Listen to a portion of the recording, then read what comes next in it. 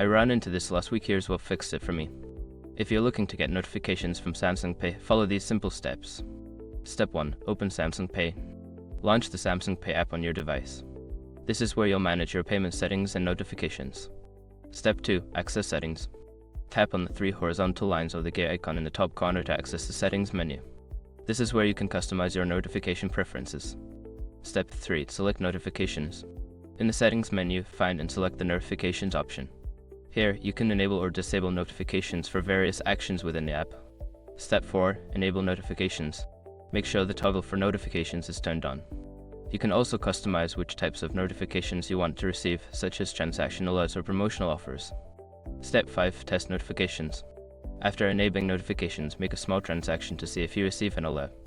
Sometimes, notifications may be blocked by your device's Do Not Disturb mode, so check this setting if you don't see anything. Now you're all set to receive notifications from Samsung Pay. If you have any questions or run into issues, feel free to ask.